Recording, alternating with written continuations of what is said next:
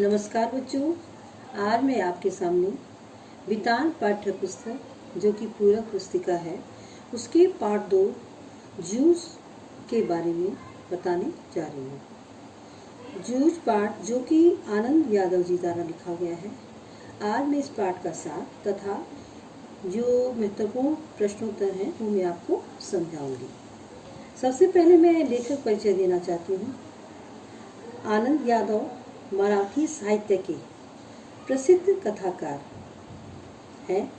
इनका जन्म महाराष्ट्र में हुआ था। इन्हें साहित्य जगत व पाठकों के बीच आनंद यादव के नाम से ही जाना जाता है। इन्होंने उपन्यास, कविता तथा समालोचनात्मक निबंध आदि विधाओं पर अपनी लेखनी चलाई। जो शीर्षक कहानी मराठी के प्रख्यात कथाकार डॉक्टर आनंद यादव के बहुचर्चित एवं बहुप्रशंसित आत्मकथात्मक उपन्यास का एक अंश है, जो कथानायक आनंदा के जीवन संघर्षों से संबंधित है। आनंदा का मन पाठशाला जाने के लिए सदा लालायित रहता है, परंतु पारिवारिक दुविधाओं के कारण वह अपनी इच्छा की पूर्ति में बाधा महसूस करता है। लेखक ने इस कहानी के माध्यम से आनंदा के संघर्ष की मार्मिक चेतना को पाठकों के सामने जीवंत कर दिया है, बहुत ही स्पष्ट किया है। यह एक किशोर के देखे एवं भोगे हुए गवई गांव के जीवन के खुरदरे यथार्थ और उसके रंगारंग परिवेश की अत्यंत विश्वसनीय जीवन गाथा है। इसमें जीवन का मन स्पर्शी चित्रण तो है ही, अस्त व्यस्त निम्न मध्यम वर्गीय ग्रामीण समाज और लड़ते जूझते किसान मजदूरों के संघर्ष की भी अनूठी झांकी है, जिसका परिचय भी हमें इससे मिलता है। पाठ में आगे लेखक बताते हैं कि आनंदा के परिवार में उसके दादा बोले थे पिता को और माँ रहते थे। आनंदा अपने पढ़ने की बात अपने दादा से नहीं कर पाता था, क्योंकि उसके पिता अच्छे आचरण वाले नहीं होने के साथ साथ अत्यधिक गुस्से वाले भी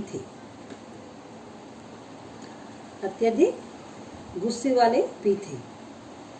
और दादा सारा दिन गांव भर में घूमते रहते थे और उसके साथ ही साथ रखमा बाई के कोठे पर भी जाते थे। वह घर के किसी भी काम में अपना हाथ नहीं बटाते थे और खेत का सारा काम भी आनंदा से ही कराते थे। यही कारण था कि वे आनंदा को पाठशाला नहीं भेजना चाहते थे। अगर आनंदा पाठशाला चले जाते तो अन्य काम कौन करता। दूसरी तरफ आनंदा की माँ चाहती थी कि उनका बेटा 7वीं कक्षा तक अवश्य पढ़े, लेकिन दादा के आगे उसकी एक न चलती थी। आनंदा और उसकी माँ ने दत्ताजी राव के पास जाने की सोची, क्योंकि वे ही पाठशाला जाने के लिए दादा को समझाकर राजी कर सकते थे। आगे है कि दत्ताजी राव कौन है। दत्ताजी राव देसाई गांव के दत्ताजी राव देसाई, वह उस गांव के एक प्रभावशाली व्यक्ति हैं और उन्होंने आनंदा और उसकी माँ की सारी बातें ध्यानपूर्वक सुनकर कहा कि दादा को मेरे पास भेजना। बच्चों, मैं बता रही थी कि दत्ताजी राव देसाई, उनके पास जब आनंदा और उसकी माँ पूरी बातें बताने के लिए गए तो उन्होंने ध्यानपूर्वक सुनकर यही कहा कि दादा को मेरे पास भेजना। राव साहब भी चाहते थे कि आनंदा पढ़ लिख कर एक शिक्षित व्यक्ति बने। वे जानते थे कि वर्तमान युग में पढ़ाई का कितना अधिक महत्व है। जब दादा उनके पास आए तो उन्होंने उन्हें बहुत धमकाया, डांटा और कहा कि तेरी ओर से पाठशाला भेजने में कोई बाधा नहीं होनी चाहिए। यदि वह पढ़ा सकने में असमर्थ है तो वे स्वयं ही आनंदा को पाठशाला भेज देंगे। अगर तुम नहीं पढ़ाना चाहते तो मैं स्वयं उसकी पढ़ाई का खर्चा उठा लूंगा। दत्ता जी का व्यवहार आधुनिक युग के अनुसार बहुत ही उत्तम श्रेणी का है। उन्होंने ध्यानपूर्वक बातें सुनी और उसके पिता को बुलाकर उसको पाठशाला भिजवाने के लिए कहा। आनंदा जब पहले दिन पाठशाला गया तो उसकी खुशी का ठिकाना न रहा। उसे 5वीं कक्षा में ही दोबारा जाकर बैठना पड़ा, क्योंकि उसने यह कक्षा उत्तीर्ण ही नहीं की थी। चौहान नामक एक नए लड़के ने उसकी मटमैली धोती और गमछे को लेकर मजाक उड़ाया, जिसके कारण आनंदा का मन बहुत दुखी हो गया। पहले दिन उसने सोचा कि अब वह पाठशाला नहीं जाएगा, किंतु फिर उसने दृढ़ निश्चय किया कि वह पाठशाला अवश्य जाएगा, क्योंकि वह बचपन से ही मुश्किलों का सामना करता आया है। बसंत पाटिल नाम का एक बहुत होशियार लड़का आनंदा का मित्र बन गया। आनंदा बसंत को देखकर पढ़ाई में भी मन लगाने लगा और अखबारी कागज के कवर भी अपनी किताबों पर चढ़ाने लगा। अब उसे भी कक्षा में शाबाशी मिलने लगी। उसके साथ रह करके वह भी काफी कुछ सीख गया था और अब उसे पाठशाला जाने में आनंद आने लगा। आगे पढ़ाई का सिलसिला जारी रहते हुए आगे आनंदा पर उनके जो मराठी अध्यापक श्री सौंदरगेकर जी हैं, उनका उन पे बहुत ज्यादा प्रभाव पड़ा। वे क्या करते हैं, कक्षा में कविता बहुत ही आनंद के साथ गा गा कर पढ़ाते हैं, जिससे सुनने वाले भी मुग्ध होकर सुनते थे।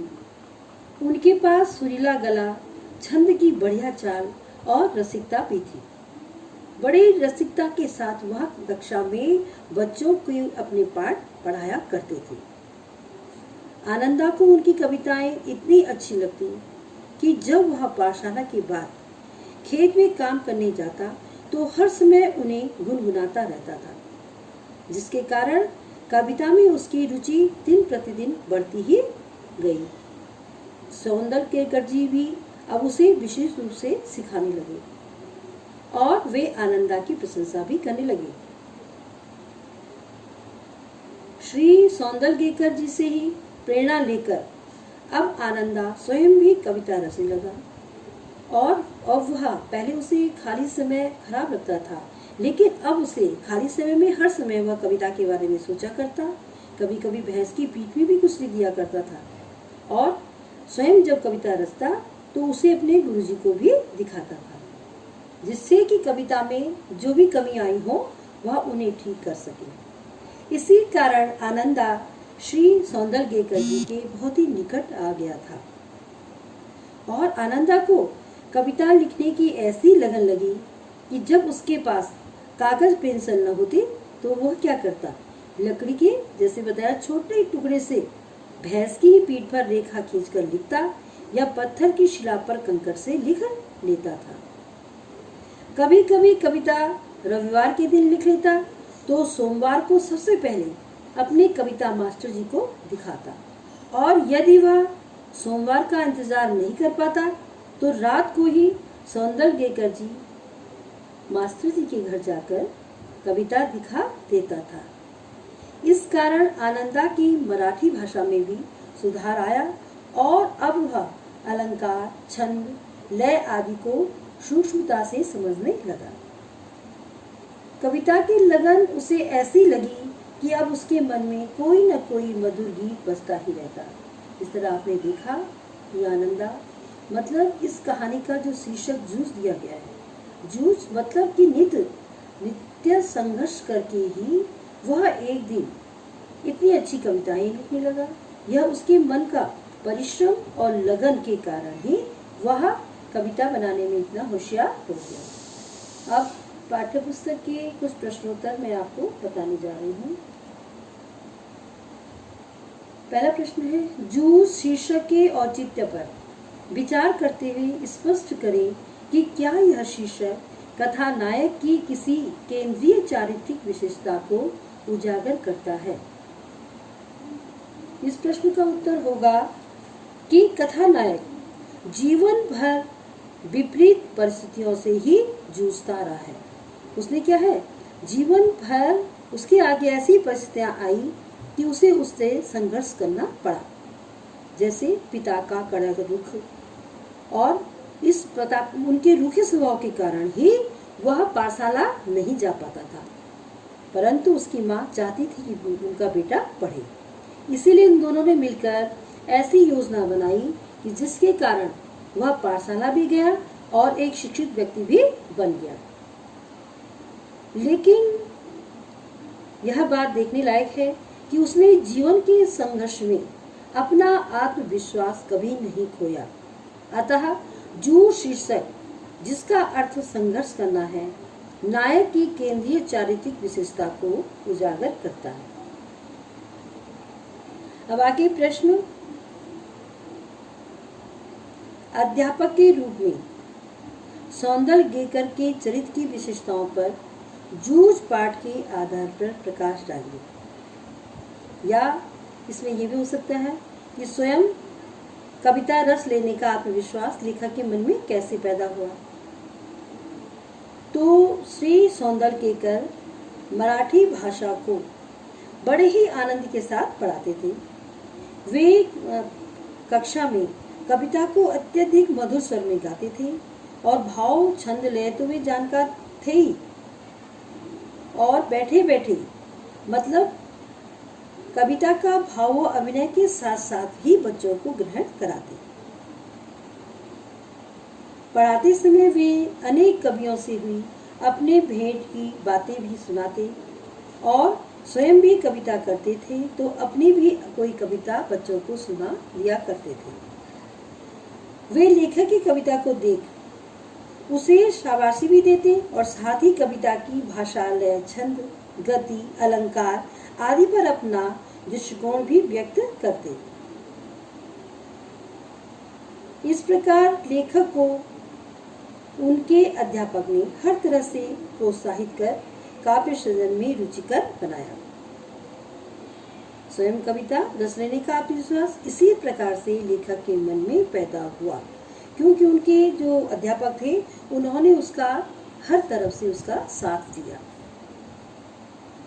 प्रश्न नंबर 3, कविता के प्रति लगाव से पहले और उसके बाद अकेलेपन के प्रति लेखक की धारणा में क्या बदलाव आया। जब तक लेखक के जीवन में कविता के प्रति लगाव उत्पन्न नहीं हुआ था, तो वह बड़ा अकेला सा महसूस करता था और उसे जीवन से कोई ज्यादा मोह नहीं था। लेकिन जब उसे कविता लिखने और पढ़ने में रुचि पैदा हो गई, तो उसके जीवन में नए नए रंग आ गए। अब उसे अकेलापन भी अच्छा लगने लगा, क्योंकि वह उसी समय कविताएं लिखता और गाता, और अब तो वह यह चाहता था कि जब वह कविता लिखे उस समय कोई उसे रोके टोके नहीं। प्रश्न नंबर 4 है, आपके ख्याल से पढ़ाई लिखाई के संबंध में लेखक और दत्ताजी राव का रवैया सही था या लेखक के पिता का। यह ख्याल आपको बताना है, अपने विचार आपको प्रकट करने हैं। मैं अपनी तरफ से आपको ये समझाती हूँ कि पढ़ाई लिखाई के संबंध में लेखक और दत्ताजी राव का रवैया बिल्कुल सही था। दत्ताजी क्या मानते थे कि लेखक की जब पढ़ने में इच्छा शक्ति इतनी दृढ़ है तो उसको पढ़ाना चाहिए, जबकि लेखक के पिता को उसकी पढ़ाई से कोई भी मतलब नहीं था। लेखक का पिता का यह स्वार्थ था कि वह काम ही करता रहे, और जिससे लेखक के पिता दिन भर घूमते रहे और अपने लखमाबाई के पास भी जा सके, जहाँ की वो जाते रहते थे। इसलिए दत्ताजी राव और लेखक की पढ़ाई के संबंध में सोच बिल्कुल सही थी। दत्ताजी राव से पिता पर दबाव डलवाने के लिए प्रश्न नंबर 5 है कि लेखक और उसकी मां को एक झूठ का सहारा लेना पड़ा। यदि झूठ का सहारा न लेना पड़ता तो आगे का घटनाक्रम क्या होगा, आप अपनी तरफ से इसमें अनुमान लगा सकते हैं। हम इस बात को सोचते हैं कि यदि लेखक और उसकी माँ झूठ का सहारा न लेते तो लेखक के पिता जीवन भर लेखक से खेती का ही काम करवाते और खुद गांव भर में घूमते रहते और इसी तरह से उसका जीवन आगे बढ़ता रहता और लेखक कभी पढ़ लिख ही नहीं पाता और लेखक के जीवन में अकेलापन आकर ठहर जाता। अगर वह विद्यालय नहीं जाता, पाठशाला नहीं जाता तो कविताएं लिखना भी नहीं सीख पाता और शिक्षित होने से भी वंचित रह जाता। अब विषय वस्तु पर ही आधारित अन्य प्रश्न है। जूझ कहानी के शीर्षक की सार्थकता सिद्ध कीजिए, अक्सर आ जाता है। देखिए, जूझ कहानी का जो शीर्षक है, जूझ का अर्थ क्या है, संघर्ष।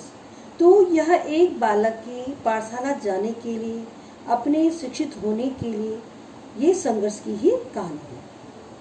पिता के स्वभाव से दुखी, स्कूल में बच्चों द्वारा खिल्ली भी उड़ाए जाने पर तब भी लेखक ने पाठशाला जाना बंद नहीं किया और दिन का अधिकतर समय खेत में काम करना।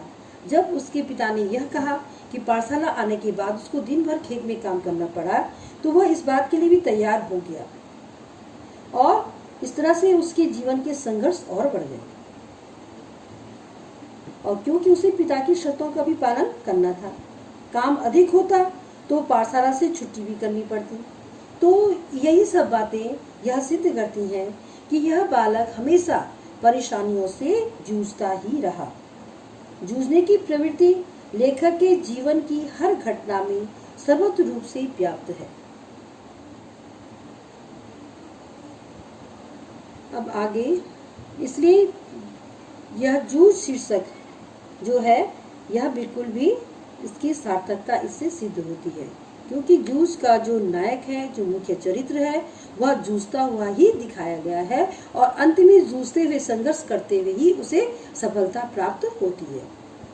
अब हमारे जूझ के कथानायक का जो चरित्र है उसकी विशेषताएं क्या है ये बताते हैं। जूझ कहानी का नायक कौन है? आनंदा। और वह हमें बहुत अधिक प्रभावित करता है क्योंकि उसकी कई प्रकार की चारित्रिक विशेषताएं हमारे सामने हैं, जैसे धैर्य के साथ पढ़ाई करना और पाठशाला से पहले तथा बाद में भी खेत का काम पूरा करना ताकि पिता नाराज न हो। हमारी जूझ की कहानी का जो नायक है वह पढ़ने में रुचि रखता ही है, जबकि उसके घर में वह वातावरण नहीं है। उसके पिता कैसे हैं? आलसी हैं और आवारा किस्म के व्यक्ति हैं। वह खुद काम नहीं करना चाहते और बच्चे से खेती का काम करवाना चाहते हैं। लेकिन लेखक जो जूझ का नायक है वह अपना लक्ष्य पाने के लिए संघर्ष करता है। उसे विद्यालय में अपने कपड़ों के कारण सहपाठियों के उपहास का पात्र बनना पड़ता है, लेकिन वह इसे भी सहन कर जाता है और केवल पढ़ाई की ओर ध्यान देता है। उसकी विशेष रुचि कविता में है और जो उनके मराठी शिक्षक थे उनकी सहायता से धीरे धीरे वह अच्छी कविताएं लिखने में ही समर्थ हो गया। इस तरह से कठिन परिश्रम एवं लगनशीलता या दृढ़ संकल्प संबंधी चारित्रिक विशेषताएं हमारे नायक की उल्लेखनीय है। वह पढ़ने के लिए किसी भी स्तर का परिश्रम करने को सहर्ष तैयार है और अपनी लगनशीलता के कारण ही वह उच्च स्तर का कवि बन सका। एक प्रश्न में आगे आप बताना चाहती हूँ और भी, जूझ के कथानायक का मन पाठशाला जाने के लिए क्यों तड़पता था? उसे खेती का काम अच्छा क्यों नहीं लगता था? जूझ कहानी का कथानायक आनंदा पढ़ना चाहता था और उसे खेती का काम अच्छा नहीं लगता था क्योंकि खेती द्वारा अत्यंत कठिनाई से जीवन यापन होता है। उसकी यह सोच थी और खेती के कार्य में परिश्रम भी बहुत अधिक करना पड़ता है। और कथानायक का जो पिता है वो आलसी और एक तरफ से कामचोर ही है। वह स्वयं खेत में कार्य नहीं करता था और अपने पुत्र से ही खेती का कार्य करवाना चाहता था। आनंदा को विश्वास था कि सारी उम्र खेती का काम करने पर भी उनके हाथ कुछ नहीं लगेगा तो इसलिए उन्हें लगता था कि हमें विकास की ओर, खेती का कार्य आगे की ओर न बढ़ाकर हमें पीछे की तरफ धकेल रही है।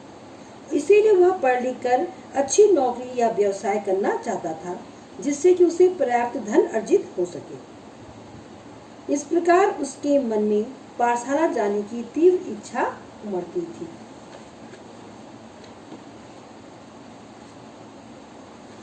अब आगे एक प्रश्न में और संक्षेप बताना चाहती हूँ आपको। जूझ कहानी में चित्रित ग्रामीण जीवन का संक्षिप्त वर्णन अपने शब्दों में कीजिए। जूझ कहानी एक ग्रामीण क्षेत्र की कहानी है, जिसमें लेखक ने ग्रामीण परिवेश की संपूर्ण घटनाओं, वहाँ के लोगों के आचार विचार, रहन सहन, भाषा, उनकी मान्यताओं, शिक्षा के प्रति उनकी विचारधारा इत्यादि को लोक भाषा के शब्दों का प्रयोग करते हुए अत्यंत ही रोचकता के साथ प्रस्तुत किया है।